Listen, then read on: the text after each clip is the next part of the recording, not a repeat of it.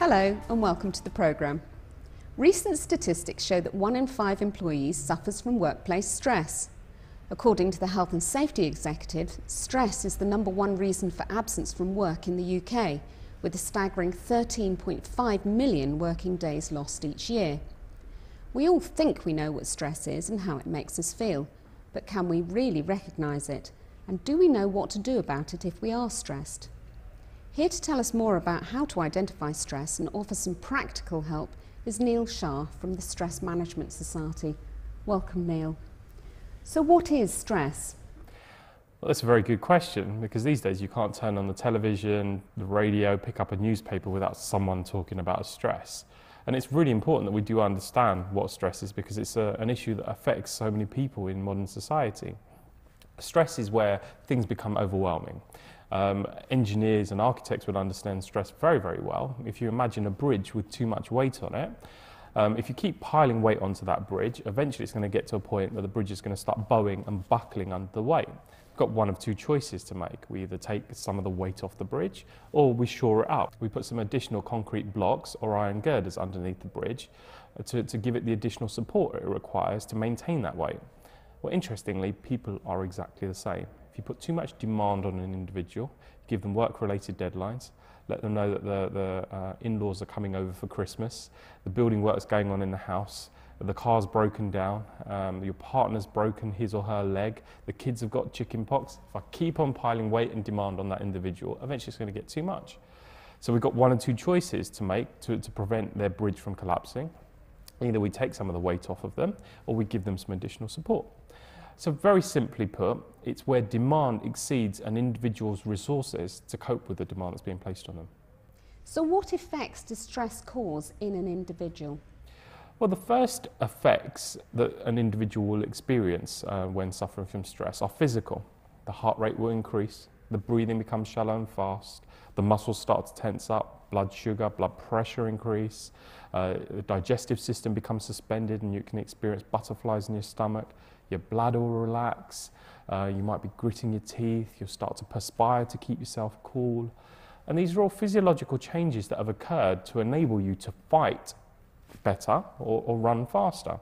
It's the fight or fight response. It's a response nature's given us as a survival mechanism to better equip us to deal with life-threatening situations. So how do we recognise it in ourselves? Well, as I said, the first thing is to be aware of the physiological signs and symptoms, and looking for the changes that occur in our body, and looking at also the changes in mood and emotion. You might start to feel panicky and anxious, you might start to feel tense, angry, agitated, frustrated. So is the ideal situation to try and avoid stress altogether? No, not at all. I would suggest using stress as an appropriate response where necessary. Nature has given us stress for a very, very good reason, and it's important for us to recognise where stress will be an appropriate or an applicable response and where it should be avoided. An example of an appropriate response is playing some kind of competitive team sport, a life-threatening situation. We've all heard stories of grandmothers lifting cars off little children. That's a perfect example of using stress as an appropriate response. Neil has put together a 10-step guide to coping with stress. Step 1, avoid nicotine, alcohol and caffeine. 2, work off stress with physical activity. 3, relax with a stress reduction technique every day. 4, get enough sleep.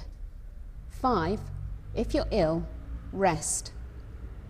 Now the first step there suggests avoiding nicotine, alcohol and caffeine. What's the harm with a glass of your favourite tipple at the end of a hectic day?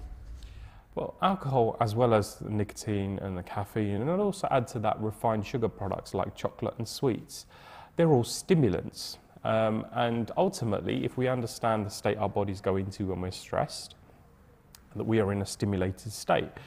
Our bodies have gone into the stimulated state to better prepare us to deal with this potential life-threatening situation. So it doesn't take a rocket scientist to work out. If we are already stimulated and we put in further stimulants, it's not going to give us the desired effect of relaxing us. In actual fact, it's going to have the reverse effect and it's going to make us more stressed. Now we'll look at some specific stress reduction techniques later in the programme, but what can physical activity do? Well, there are certain chemicals, certain hormones like adrenaline and cortisol that the body produces that actually cause this physiological chain reaction when we start to suffer from stress. The best way to burn them off is to give the body what it's expecting in the first place when it goes into a state of stress and give it some exercise. When your body goes into this state of stress, it's expecting to be either fighting or running away from whatever's stressing it out. The best way to reduce stress and to eliminate those hormones, those chemicals, is to give yourself that physical activity. Doesn't cost anything, doesn't require consuming any products or popping any pills. It's literally just understanding how we can use our body more effectively. Now, your suggestions to get enough sleep and rest when you're ill sound very sensible, but is it actually practical when you're up against deadlines? The one thing to bear in mind is when we're in a state of stress, when we are exhausted, we're actually less resourced. It's going to take us much longer to get things done.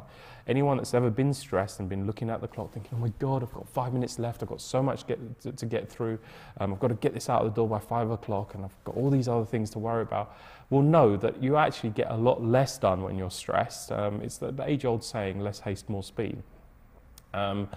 Which ultimately will serve us well when approaching how we're going to tackle stress. And the other thing to bear in mind is our bodies function much more efficiently when we are properly rested. Our digestive system works more efficiently, we're able to focus more clearly, we're able to think more clearly, and also we'll have more energy. So it's better to leave that report for the moment, get a good night's sleep, maybe wake up a little bit early and tackle it in the morning when you'll be much better resourced to do so. Let's look at the rest of the 10-step guide. Step 6, agree with somebody once in a while. 7, learn to accept what you cannot change. 8, listen to your body. 9, learn how to say no. And 10, manage your time. Now, why do you suggest agreeing with somebody? Life shouldn't be a constant battleground. I appreciate we all have our own opinions. And sometimes it can be far easier and far kinder to yourself and whoever else is involved just to accept that they're entitled to their opinion and you're entitled to yours. I do appreciate there are times where it would be advisable to voice your opinion and to get your point of view across.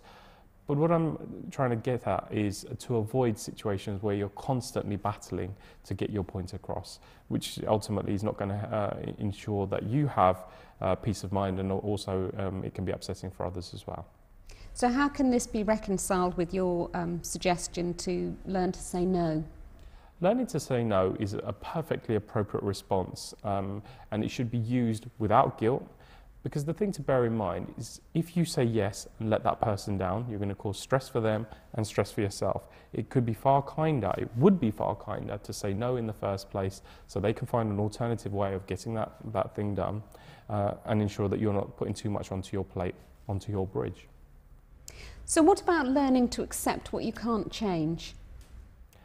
There are many things that we spend a lot of our lives moaning and complaining about, which no matter how much we moan and how much we can complain, it's not going to change the situation. Perfect example is the weather. No matter how much we complain, it's not going to make the sun come out. It could be far easier and far kinder to ourselves just to accept that this is what the weather's like and to accept that. Constantly complaining and moaning can lead to unhappiness, cynicism and bitterness, and it doesn't really achieve anything. But it's important also to recognise there are times when by striving for change we can actually achieve some wonderful things. So it's knowing the difference between the two. So how do you listen to your body and what do you do about what you hear? If you're thirsty, drink some water. If you're tired, get some rest. If you're hungry, have something to eat. The body's very, very simplistic in its needs, and it will tell you what it needs. It's important to listen to your body and recognise. There are people that I've come across that they need to go to the toilet and will hold it because they're just so busy. Your body's giving you a signal, a cue, that it needs something, and it's important to listen to it.